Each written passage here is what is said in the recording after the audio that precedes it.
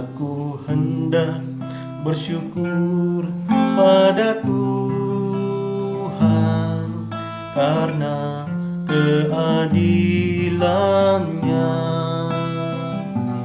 dan bermazmur bagi nama Tuhan yang maha tinggi. Shalom Bapak Ibu Saudara yang terkasih di dalam Tuhan.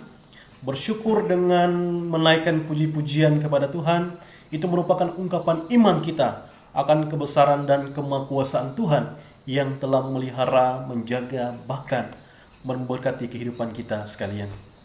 Nah, itulah yang diajarkan di dalam kitab Mazmur nomor yang ke-92, ayat yang kedua dan ayat yang ke-6. Pemazmur berkata bahwa adalah baik untuk menyanyikan syukur kepada Tuhan dan untuk menyanyikan mazmur bagi namamu, ya yang maha tinggi. Betapa besarnya pekerjaan-pekerjaanmu, ya Tuhan, dan sangat dalamnya rancangan-rancanganmu. Nah, Bapak Ibu Saudara sekalian, di dalam kita mengekspresikan rasa syukur kita kepada Tuhan, ada bermacam-macam ekspresi, bukan? Ada yang mengekspresikannya dengan memberkati ataupun menolong orang-orang yang sedang mengalami kesulitan hidup. Tapi ada juga orang yang mengekspresikan rasa syukurnya kepada Tuhan dengan mengadakan syukuran di rumahnya, mengundang teman-temannya untuk hadir makan bersama-sama di rumahnya. Namun ada juga yang menyatakan rasa syukurnya kepada Tuhan di dalam doa. Dia berkata bahwa Tuhan, aku bersyukur kepadamu.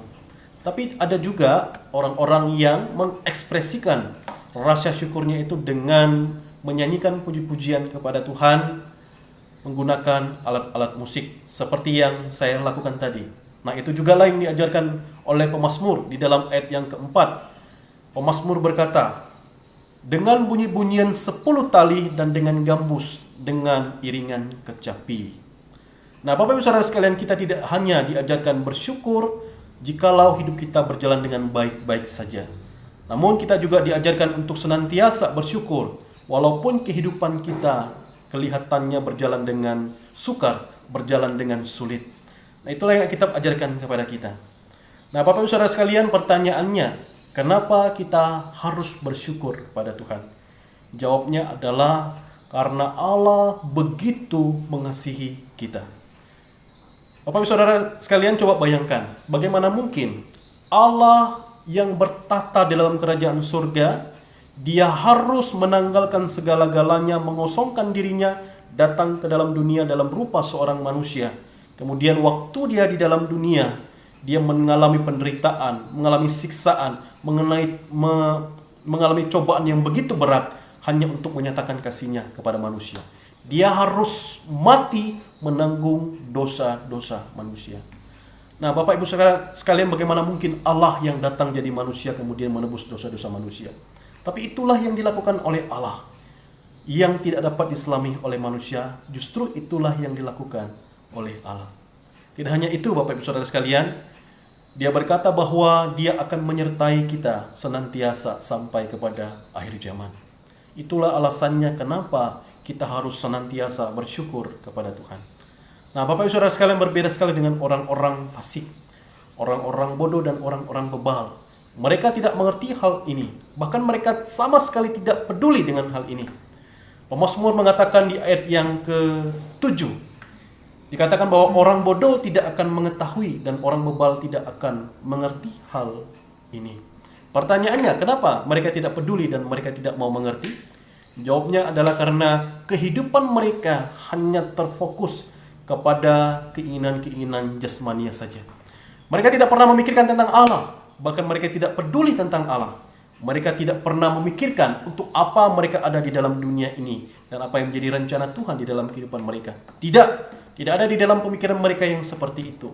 Yang ada di dalam pemikiran mereka adalah bagaimana mencari kepuasan hidup, bagaimana mencari kesenangan hidup yang akan terus memuaskan hasrat nafsu birahi mereka di dalam kehidupan mereka. Itulah orang-orang fasik, orang-orang bebal. Jadi jangan heran Bapak Ibu Saudara sekalian, dan kita sebagai orang percaya jangan iri hati jikalau orang-orang bebal, orang-orang fasik ini kehidupannya lebih baik, kehidupannya lebih sukses kehidupannya lebih mewah dibandingkan dengan orang-orang benar. Kita tidak perlu iri hati. Karena suatu ketika hidup mereka akan mereka pertanggungjawabkan di hadapan tatap pengadilan Allah. Mereka akan binasa, mereka akan dipunahkan oleh Tuhan.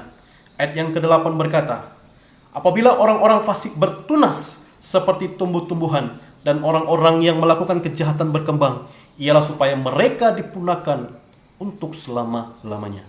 Alkitab mengabarkan kepada kita dengan jelas bahwa orang-orang fasik, orang-orang yang bebal sekalipun di dalam penglihatannya, di dalam penampakannya kehidupan mereka begitu sukses, tapi di kemudian hari ingatlah, kehidupan mereka akan bermuara kepada suatu penghukuman kekal yang telah Allah sediakan kepada orang-orang fasik, orang-orang yang tidak percaya kepadanya. Nah, Bapak Ibu Saudara sekalian, berbeda sekali dengan orang-orang benar. Orang-orang benar pasti akan dipimpin, disertai dan ditolong oleh Tuhan. Walaupun orang-orang benar ini mengalami suatu masalah, cobaan hidup, tapi orang-orang benar ini dia akan ditolong oleh Tuhan, dia akan dikuatkan oleh Tuhan. Dikatakan dalam Mazmur ayat yang ke-13 berkata bahwa orang-orang benar akan bertunas seperti pohon korma, akan tumbuh subur seperti pohon aras di Libanon. Nah, Bapak Saudara sekalian, pohon korma itu dikenal sebagai pohon yang berumur panjang. Sedangkan pohon aras di Libanon itu dikenal sebagai pohon yang kokoh dan kuat, yang tak tergoyahkan. Nah, kita digambarkan sebagai pohon aras di Libanon dan pohon korma. Itu artinya adalah kita adalah orang-orang yang kuat, yang kokoh, yang tak tergoyahkan. Walaupun ada masalah cobaan hidup yang datang silih berganti, kita akan kuat. Karena apa? Karena ada Tuhan yang menopang kehidupan kita. Nah, Bapak Ibu Saudara sekalian, percayalah kepada Tuhan yang adil di dalam keputusannya. Tuhan akan menghukum orang-orang fasik, orang-orang bebal, orang-orang bodoh, yakni orang-orang yang tidak percaya kepada Tuhan.